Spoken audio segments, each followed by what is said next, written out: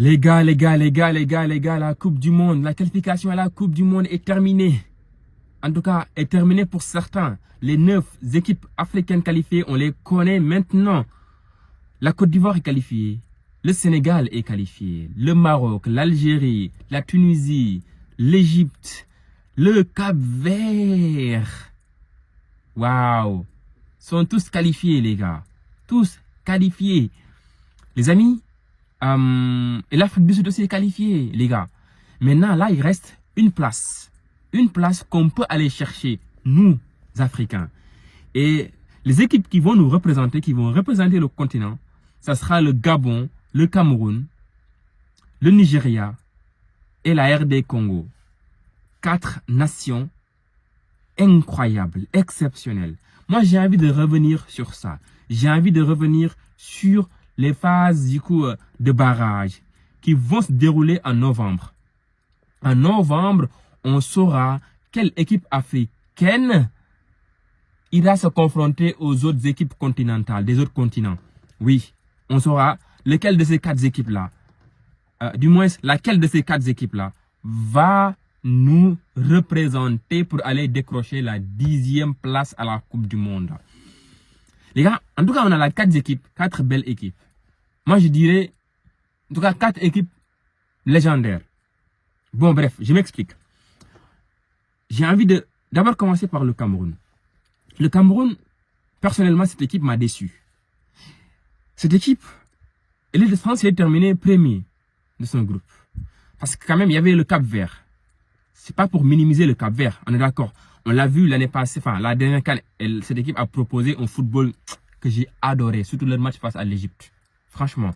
Et tous leurs matchs qu'ils ont proposés, les coups francs qu'ils ont mis et tout ça, le Cap-Vert mérite largement sa qualification à la Coupe du Monde. C'est pas ça le débat.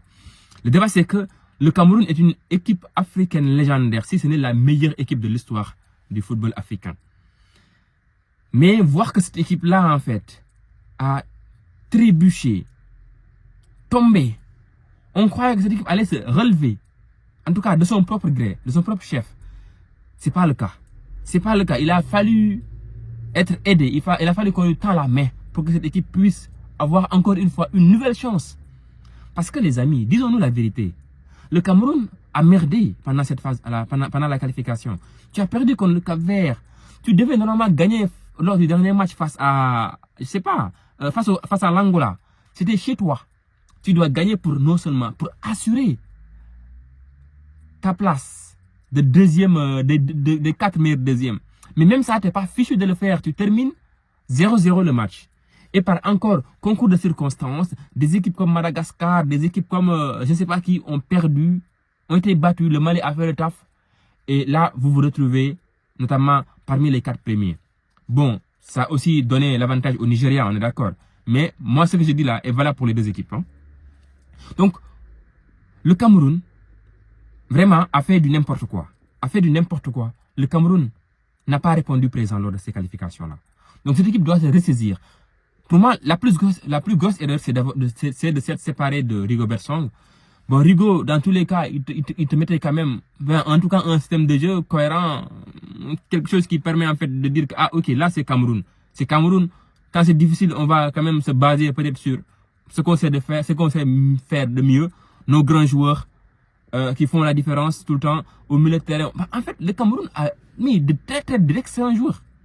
Au milieu de terrain, Anguissa, Baleba, les gars, Aboubakar devant, t'as les Nkoudou, bref, t'as Mbemon.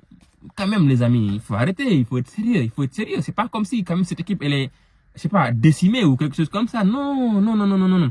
Du coup, Cameroun, attention, vraiment attention. Attention, personnellement, moi, je suis déçu du Cameroun. Je disais tout à l'heure, Cameroun-Nigeria, je les mettais dans le même sac. Nigeria, franchement, s'il n'y avait pas la règle de la CAF, là, FIFA, pour enlever le nombre de points obtenus des deuxièmes par rapport du coup au dernier groupe, Nigeria ne serait pas qualifié. Parce que cette équipe, finalement, elle a eu combien? Elle a eu 17 points. Cette équipe a eu 17 points au final. Tout confondu, hein. En ayant joué le dernier. En fait, heureusement pour le Nigeria, ou malheureusement, ou je ne sais pas quoi, dans tous les cas, cette équipe n'a pas gagné le dernier du groupe.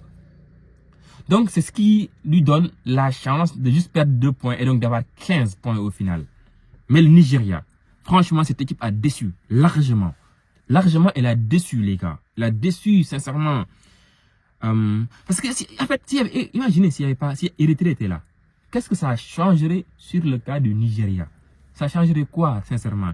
Ça donnerait juste plus de points au Maroc et à son groupe, c'est tout. Les autres allaient garder le même nombre de points, donc ils ne seraient pas pénalisés. Parce qu'en fait, on vient pénaliser les autres équipes parce qu'ils ont gagné contre le dernier. Mais Nigeria n'a pas gagné contre le dernier. Nigeria a fait 2 matchs nuls. Et le Cameroun a fait 1 victoire, 1 match nul. Donc en fait, eux, ils bénéficient de leur médiocrité. De leur médiocrité face au dernier du groupe, ils ont bénéficié de cela. Parce que juste l'Érythrée n'était pas là. À mon avis, bon, les autres équipes vont se sentir douillées. D'un côté, franchement. Les autres équipes qui avaient plus grand nombre de points que le Nigeria et le Cameroun vont se sentir vraiment douillées, les amis. Sincèrement. Là, je pense que ça va se prendre ici. Et je pense aussi même pour le Gabon et la RDC Congo. Parce que là, ma foi, on aurait préféré, par exemple pour la RDC, j'aurais préféré, enfin, en tout cas, les Congolais auraient préféré rencontrer d'autres équipes, comme par exemple Madagascar, que de croiser le Cameroun. Parce que Cameroun, quoi qu'on puisse dire, c'est une grande nation africaine. Et la RD Congo n'a pas été toujours, en tout cas, n'a pas toujours été victorieuse face à cette équipe camerounaise. Face au Cameroun, la RD Congo a souvent du mal. Donc, pour moi, même la RD Congo a été douillée par rapport à cette règle-là qui lui fait croiser le Cameroun. Pareil pour le Gabon croise le Nigeria qui était déjà mort. Nigeria qui va retrouver, vous avez vu en fait ce que Nigeria a fait au Bénin. Bénin était premier, il lui met 4-0. Vraiment, bon, le Gabon a une bonne équipe aussi. Mais les amis, en tout cas, une chose est sûre, c'est que le Gabon et la RD Congo, ce sont les 2 équipes, les gars, pour moi, qui mériteraient d'aller directement à la Coupe du Monde.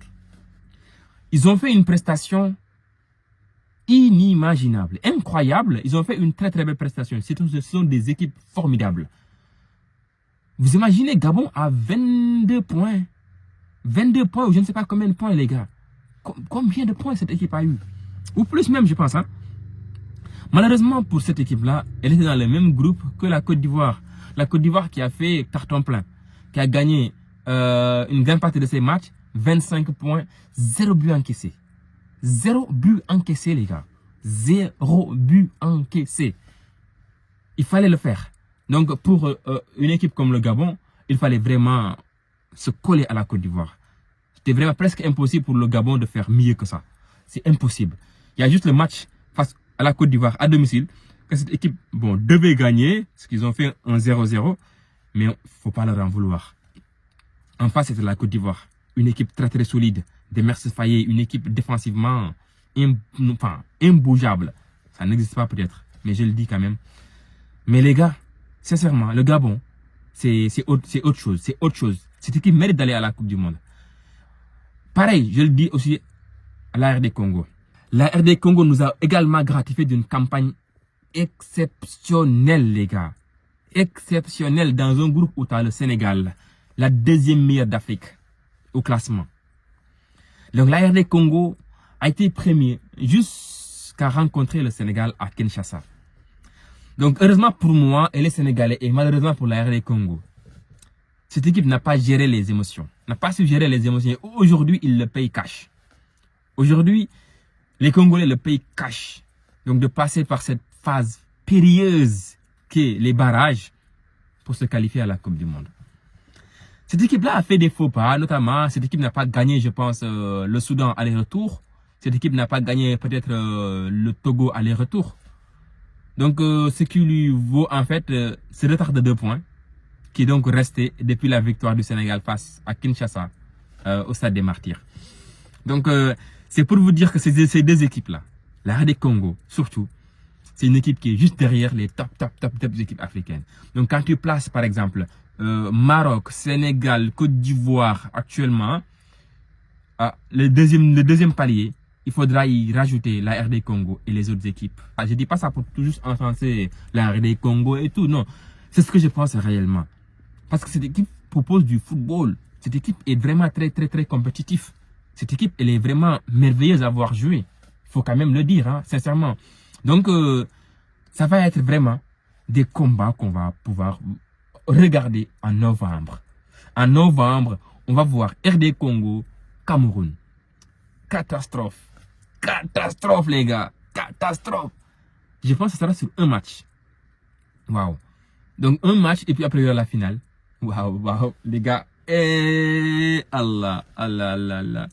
Non, non, non, non, non, non, non. Donc, on aura RD Congo, Cameroun. Sincèrement, on y reviendra. Juste avant la trêve, la prochaine trêve, les gars. Pour notamment faire l'avant-match et tous les préparatifs. Parce que je pense que ce sera un gros match. Ce sera un match excellent. Ce sera un match à fort enjeu. Et de l'autre côté, on aura Nigeria-Gabon. Là, il y aura du football. Il y aura vraiment du football, les gars. Il y aura, en fait, de la qualité. Aubameyang qui nous claque un quadruplé et un carton rouge lors du dernier match face à la Gambie. Il fallait le faire. Et là, Victor Osimhen face au Bénin. Triplé, les gars. Pour donner au Nigeria, encore une fois, la chance d'aller à la Coupe du Monde. On aura vraiment une opposition de style. Des équipes qui proposent, en tout cas, qui peuvent faire de très très belles choses à la Coupe du Monde. Et franchement, le football africain est fourni. Hein. Il est fourni d'équipes merveilleuses. Vraiment, on l'a vu. On a vu la bataille, c'est jusqu'à la fin. Il n'y a que les Maghrébins qui ont fait les trucs, voilà, à la 8e journée, tout est terminé. Mais ma foi, les gars, les équipes africaines nous proposent de très très belles choses. Encore une fois, les compétitions africaines, actuellement pour moi, sur le plan émotionnel, sur le plan des rebondissements, sur le plan notamment de la hype et tout, c'est vraiment ici que ça se passe. En Afrique, ça se passe là-bas, pas en Europe. En Europe, il y a un monde d'écart. Il y a pas en fait cette hype là. Parce que t'as des matchs France. En fait, il y a que peut-être